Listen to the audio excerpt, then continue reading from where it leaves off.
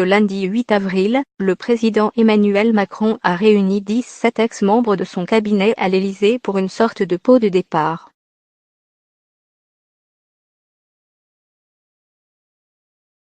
Mais la soirée, amicale en apparence, a réservé son lot de surprises.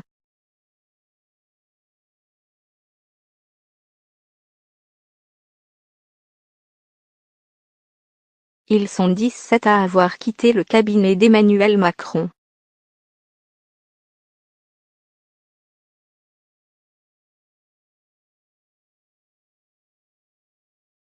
Alors pour les remercier de leur travail effectué jusqu'ici, le président de la République a souhaité organiser une soirée dans le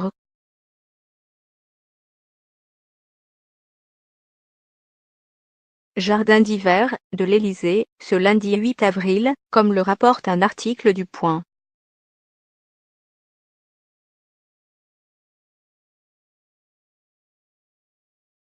Et ils étaient nombreux à avoir répondu à l'invitation du chef de l'État.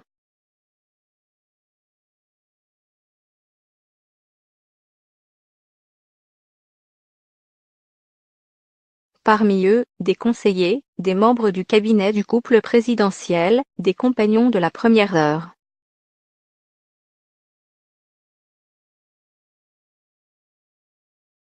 Au total, une centaine de personnes s'étaient réunies pour fêter le départ de 17 ex-conseillers sortants.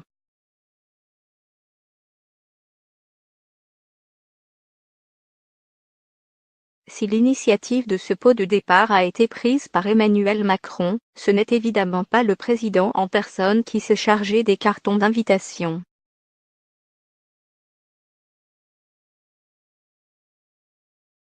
Et au vu du nombre d'invités présents, l'époux de Brigitte aurait quelque peu déchanté, comme le rapporte RTL ce mardi 9 avril.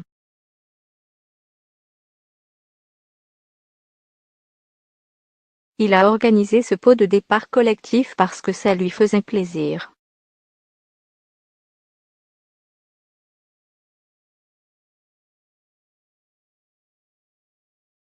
Mais je pense qu'il n'a pas mesuré dans la mise en œuvre l'effet de masse.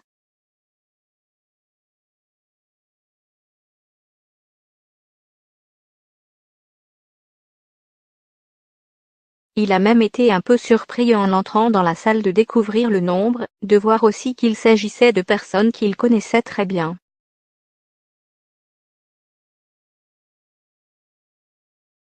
Confie une source à nos confrères du Point.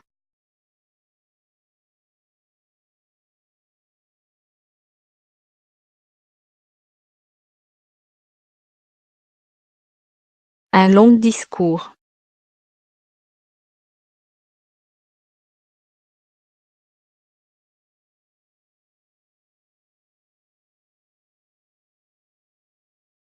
Lors de son discours, qui a duré plus d'une heure, le président de la République a tenu à remercier chacun des 17 sortants, évoquant « les fils de la vie qui les lie à jamais », précise RTL.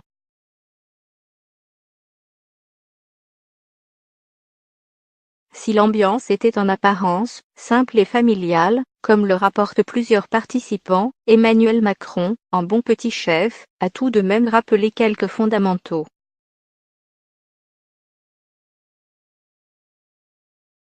Et notamment le contrôle de l'information et l'importance de tenir à l'écart de l'Élysée certains journalistes.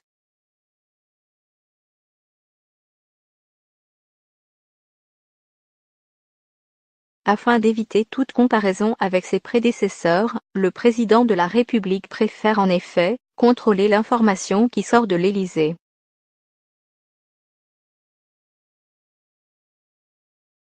Chacun a ses névroses, j'ai les miennes aussi, glisse-t-il.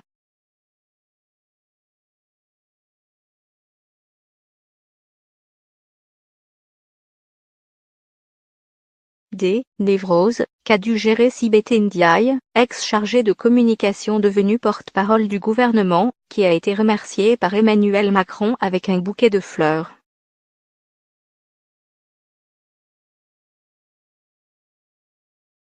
Après Sibeth, au tour de Sylvain Faure, l'ancienne plume du président, d'être au centre de l'attention.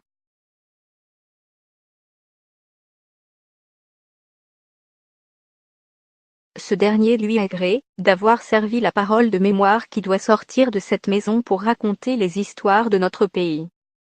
Ensemble, nous avons effectué un travail mémoriel qui était un travail profond, a déclaré le chef de l'État face à un ex-directeur de la communication ému par ce discours.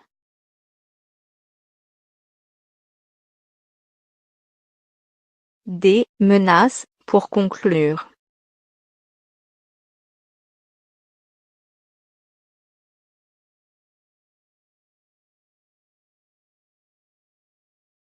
Emmanuel Macron poursuit avec Ismaël Emelien, ancien conseiller spécial du chef de l'État qui vient de sortir un manifeste progressiste intitulé Le progrès ne tombe pas du ciel aux éditions Fayard.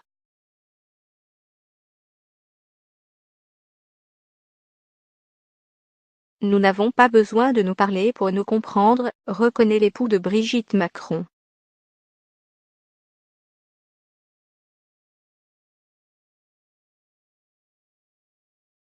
L'homme ne reçoit pas un bouquet de fleurs comme Sibeth Ndiaye, mais un stylo.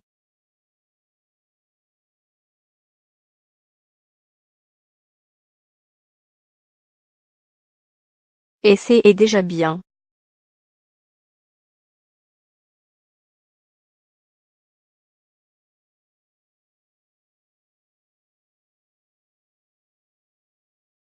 La conclusion du chef de l'État sonne en effet comme un avertissement.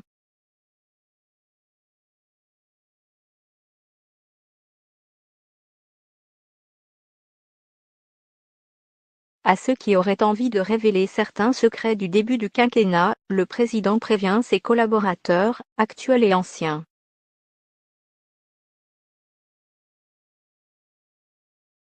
C'est plutôt une sorte de charge statutaire.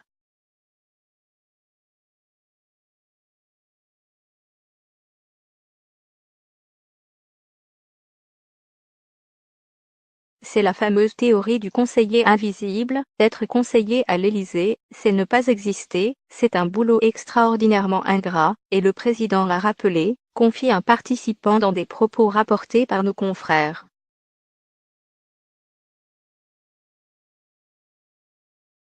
Pour que le lien perdure, mieux vaut se faire discret donc.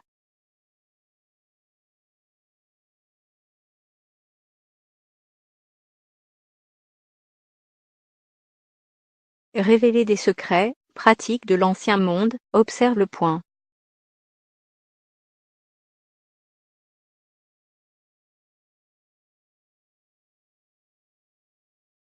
À bon entendeur.